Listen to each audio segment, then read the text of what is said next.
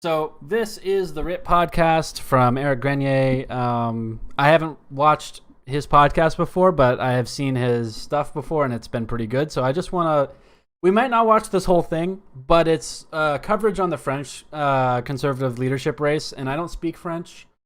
So the only way I'm going to really get information from that is going to be through either subtitles or people like Éric. So we're going to watch at least part of this, see how it goes, and then get into it. So here we go. Here and welcome to the 45th episode of the Writ Podcast. On Wednesday night, the conservative leadership candidates were gathered in Laval to debate in French. It's the last debate before the June 3rd membership cutoff.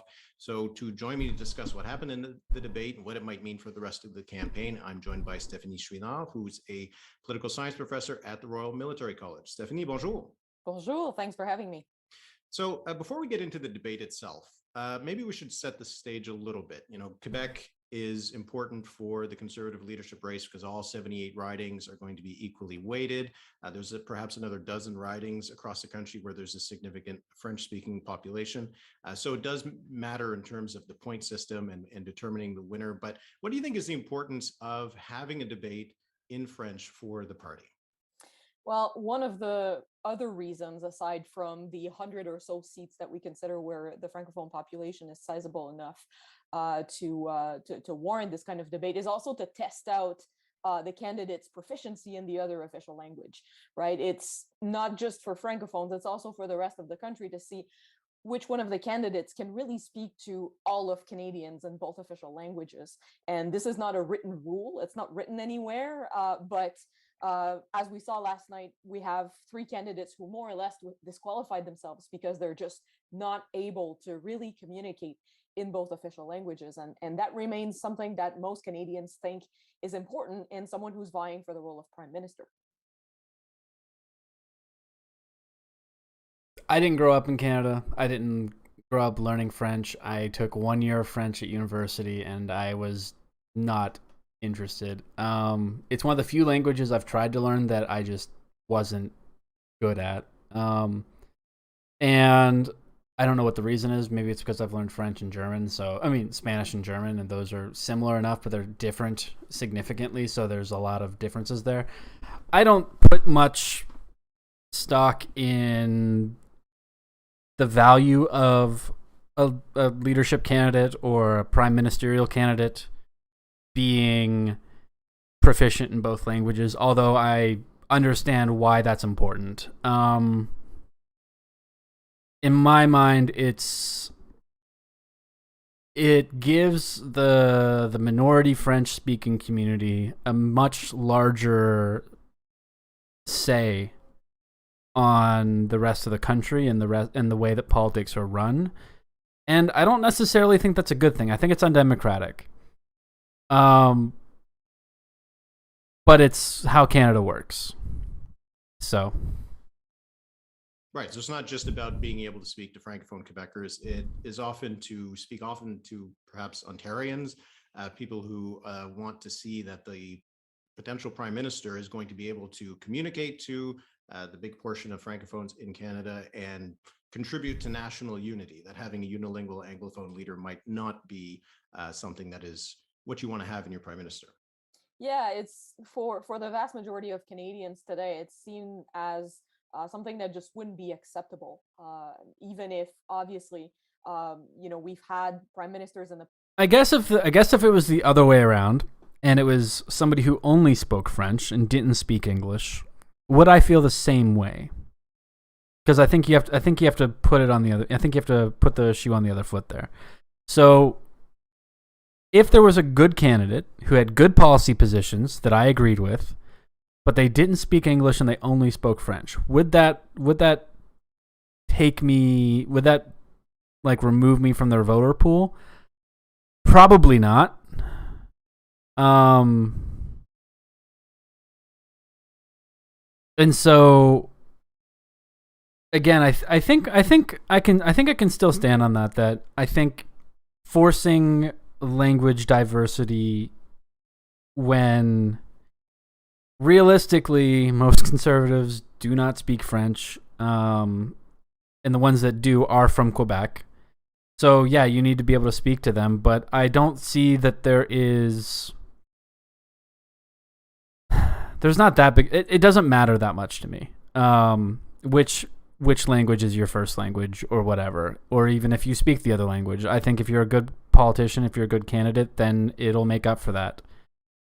So if not, then I mean, I'm sure I'm wrong on this because my opinion on this is pretty naive. I don't really, it's ignorant. I don't really have a good position on this because I didn't grow up in this kind of culture of duolingual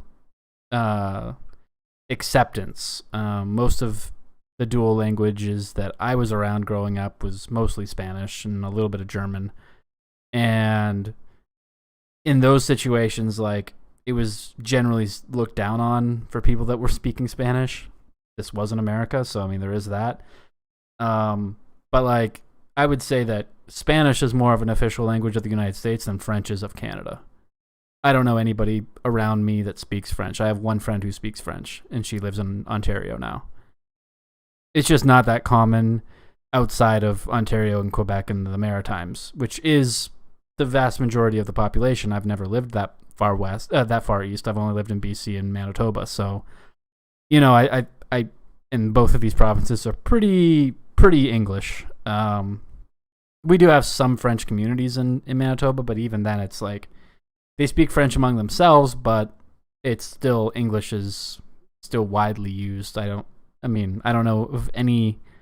I know of one business in Winnipeg that like tries to do most of their service in French, and that's a French restaurant. So I mean, you know, that's kind of expected at that point. The language thing isn't that big of a deal for me. I don't really care. The past who've had to work on their French.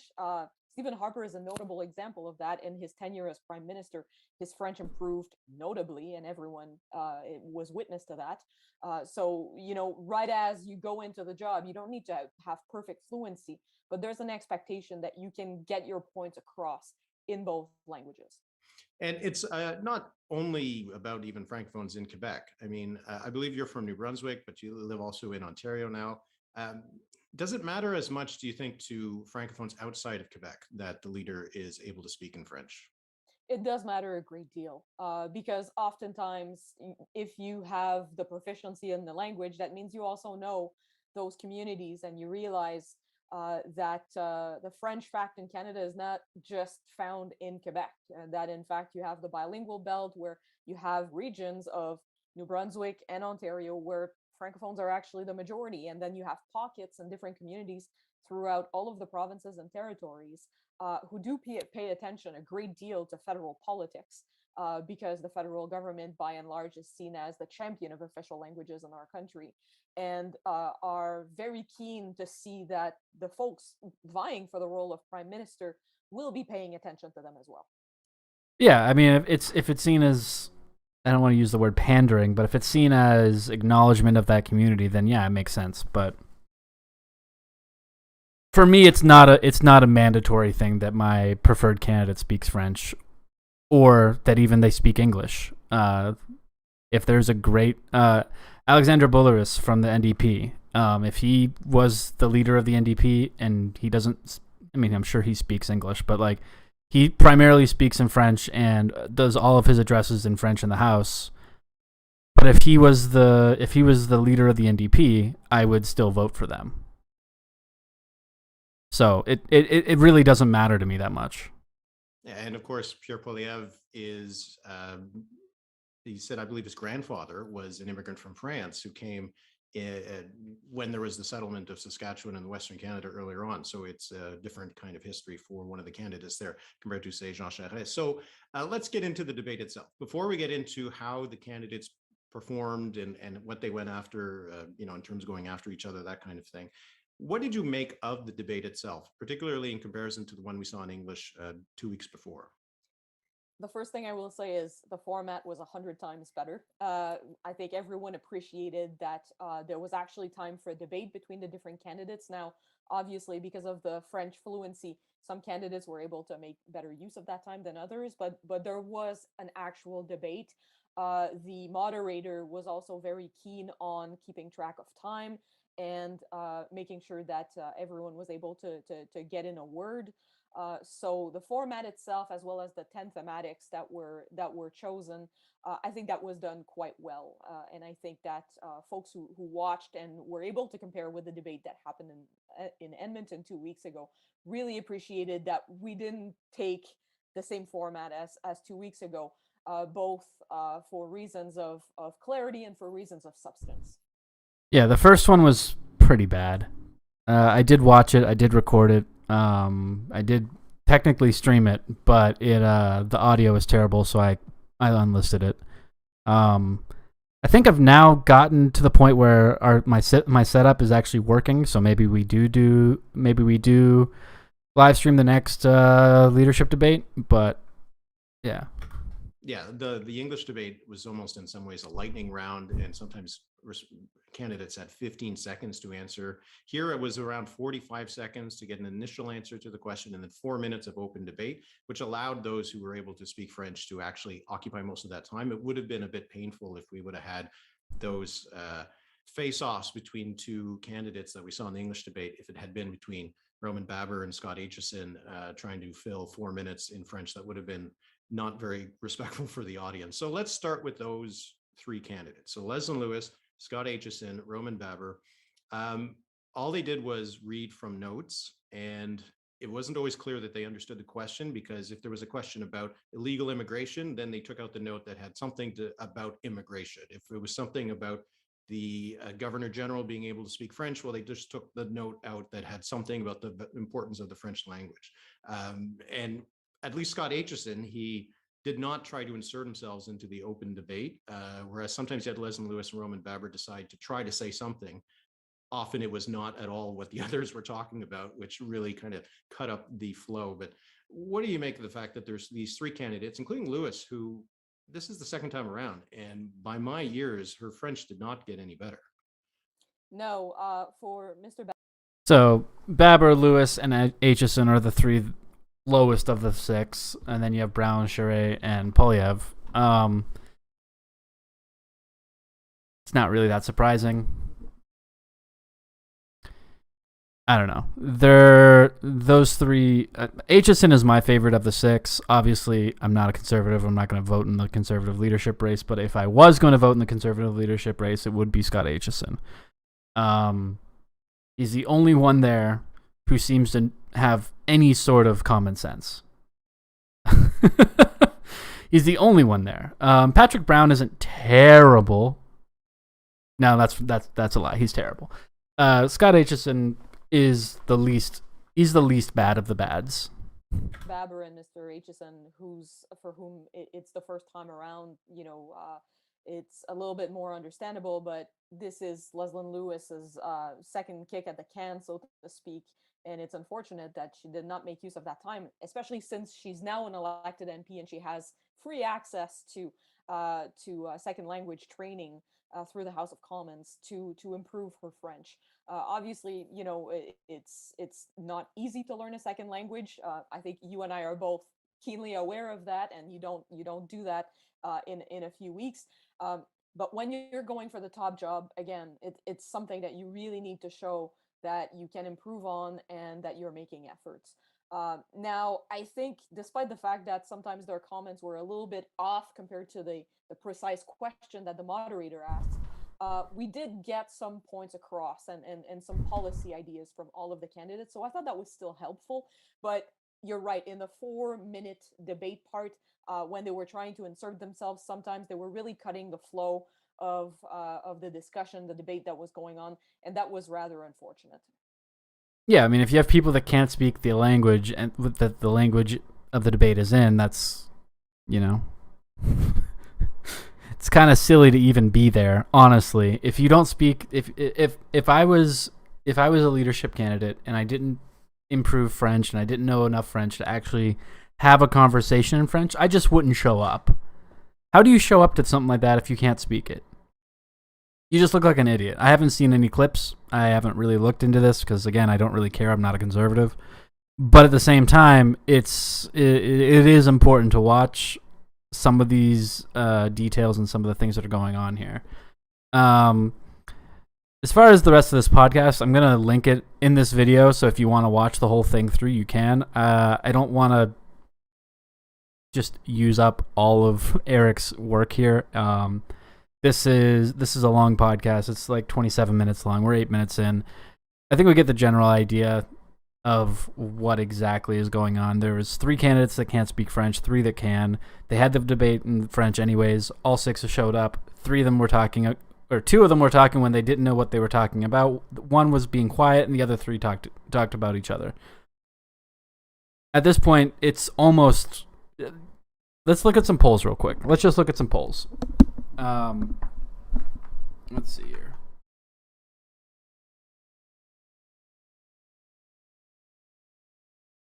Polling Canada.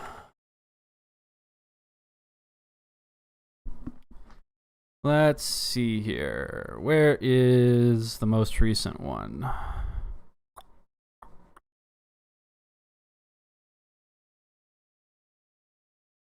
What is our most recent leadership poll? These are all for Ontario. Okay. So CPC leadership net favorables among CPC voters: Poilievre plus 28, Aitchison plus 7, Lewis plus 5, Baber plus 4, Brown plus 2, Charest plus 1. CPC leadership: what candidate best reflects your values and ideas? Poilievre 44%, Charest 23, Aitchison 14. Sorry, Brown 14, Aitchison 8, Lewis 7, Baber 4.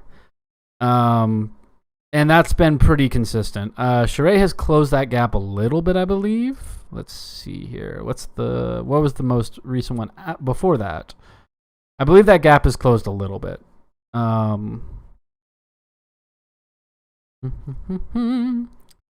Actually, you know what? If I just go up here, if I just go to their website, let's see, federal polls. Let's see.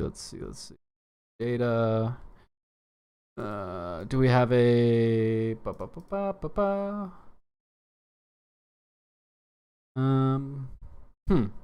I guess they don't have it listed here. But that's fine.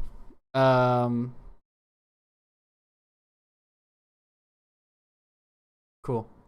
Yeah, check out CanadianPolling.ca. They put up all this information. They give us all this data. It's very, very useful. Again, and if you haven't already, go ahead and follow me on Twitter here at True North Minute. And yeah, we're going to go ahead and get to the next video here. Hey, thank you for making it to the end of the video. If you enjoyed it, please like and subscribe to the channel and hit the notification bell if you want to catch my next live stream that this video came from. Until tomorrow, everybody, have a fantastic day, y'all.